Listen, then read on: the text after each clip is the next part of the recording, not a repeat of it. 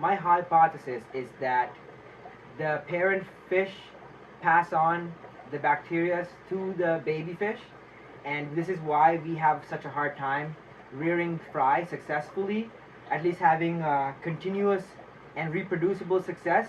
I've struggled with this quite a bit over the last years, where I'll get so many eggs, and I'll put them out, I'll put them in the tumbler, and then I can get most of them to hatch even, but then to get them from the hatching stage to the point where they're like living, like eating and staying alive long term, it becomes difficult, and then you get like maybe 25% hatch rate would be great for most people at that point, because especially with the wild caught ones, for some reason they just seem to fall. But I don't seem to have that issue whenever the Plecos breed accidentally in the tank.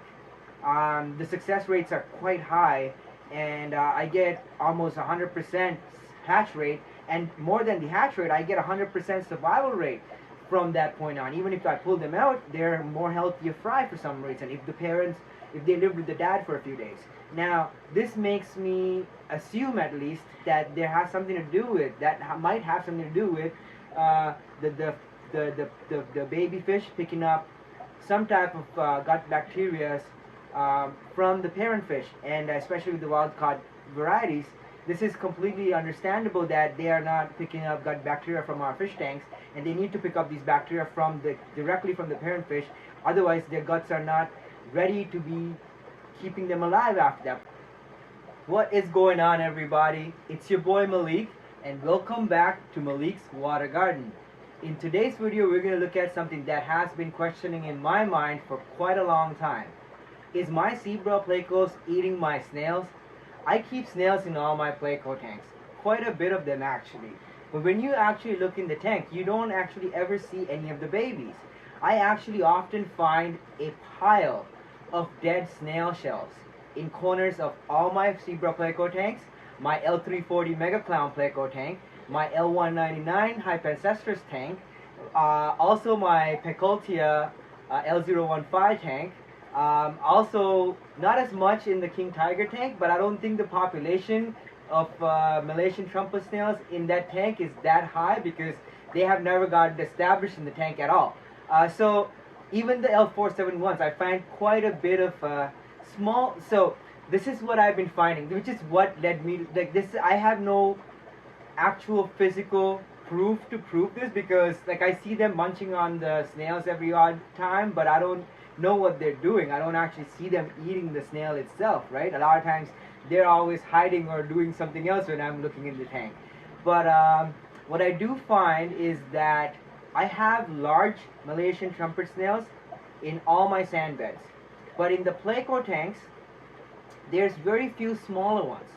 I rarely find babies. Like, I'll show you tanks that don't have Plecos. You can see Malaysian trumpet snails on the sponge filters all over the place, and there's babies. It's not a lot, it's not infestation level, but there's always a few on the sponge filters. But with especially the Hypencestrus tanks, I never find the large amounts of baby Malaysian trumpet snails, although there is a very large population of adults in the tank.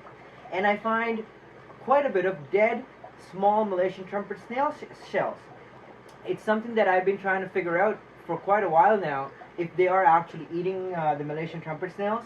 There's so many little snail shells. I'll put B-roll footage of the corners where I find them, and I siphon it out quite often when I clean the tanks.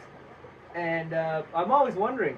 So if you guys have any experience, comment below and let me know. This is really, really cool, because one of my subscribers, so you guys, Dave Yarman, I hope I got your name spelling correctly or pronunciation correctly.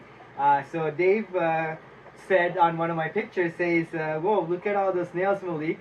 My group eats all the large Malaysian trumpet snails I put in with them. So I guess that kind of answers my question that I have been bothering in my head for the longest time, is that they actually do eat the Malaysian trumpet snails. So Dave, here's the situation in my tanks. They seem to leave my large ones alone. All the adults seem to get away in the sand bed somehow.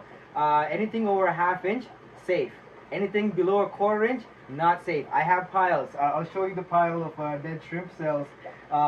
Especially in this tank, on the L340 tank, there's a whole corner where I haven't been able to vacuum just because there's fry in there. And in this tank, there's not as much. I can actually vacuum, so there's no fry in here right now. So hoping to get some fry in here soon. But right now, there's seems to be no activity right so far. So which might change anytime because there has been a little bit of breeding activity in there too. So I'm hoping for that. But anyways, I do get to vacuum this quite a bit more. So I vacuum all the little shells out. But in this tank where the fry are in, I haven't been gravel vacuuming that area and just to not suck out any potential fry.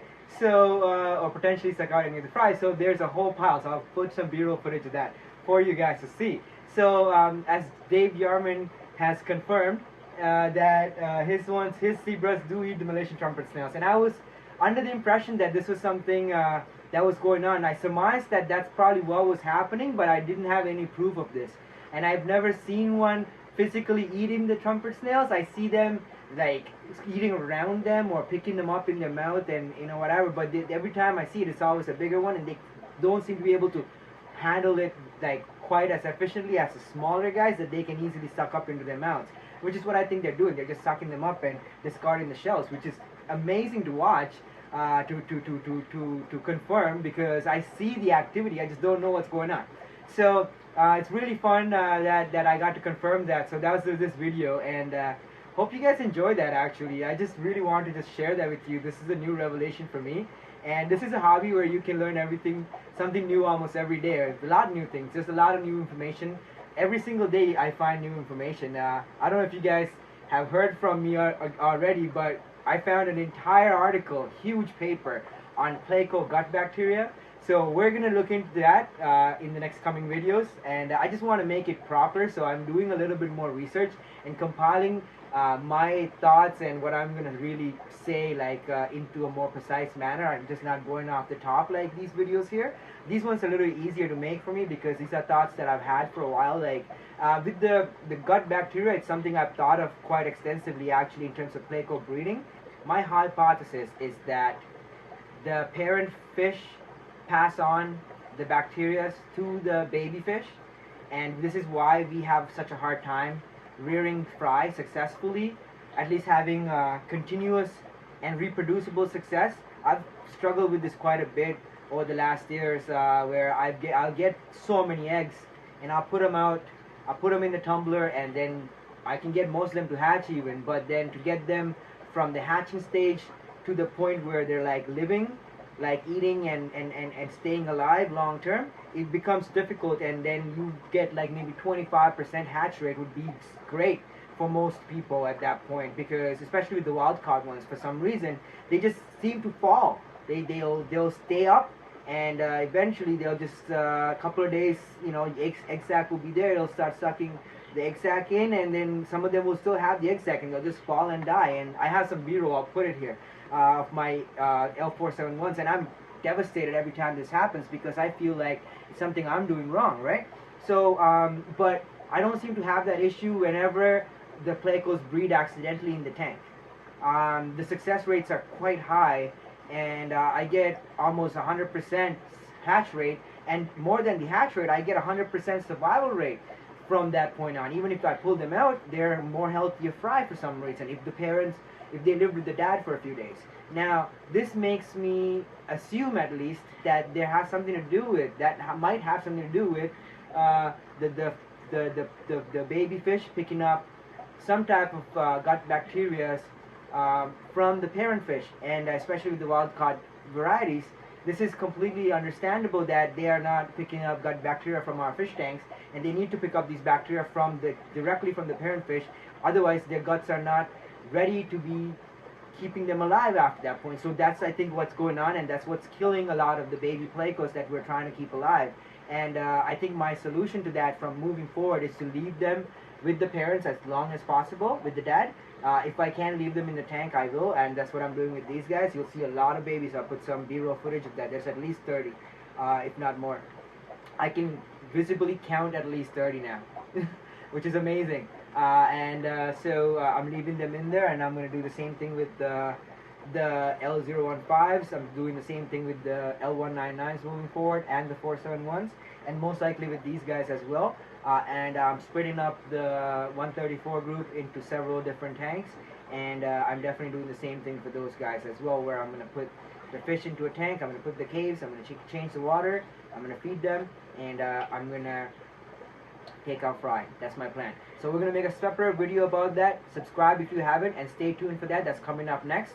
It's about how to breed your Plecos, general overview, and just different things I've learned and that I am applying now, including the gut bacteria theory in terms of fry raising. Now, the paper was not done for that particular purpose. The paper was done to figure out what was in the animal's guts, and what they did find out was that each animal, although they lived in the exact same environments or similar environments, 3 of them were collected from the same location, and they were eating the same wood, but they all had different bacteria in their stomachs, which led them to believe that the animals were not actually digesting the wood, and were actually only using the wood as a substitute for low-grade food, and they're digesting the material that was on the wood itself, like the bacteria and other stuff. And they all had specific and the different bacteria on each different fish, like over 20,000, I believe. I'll go through the entire article and I'll show you all the different things they found. But what the basic bottom line is, each animal had a complete bacterial profile in their stomach, although they lived in the same environment, in the same rivers, right beside each other, eating the same wood. And I believe they were all collected, 3 of them were collected from exactly the same place. So when they did this study, what their hypothesis is that they are believing that the bacteria is passed on by the parents to the babies, the offspring. Now, how does this apply to us? This is what we're going to talk about in our next video, which is Pleco breeding, as well as other things that I am learning and I'm applying to incorporate all of these into being more successful at breeding these animals. So, as always, thank you so much for your support. If you haven't subscribed, subscribe down below. Stay tuned, and as always, I love you all. I'll see you on the next video. God bless.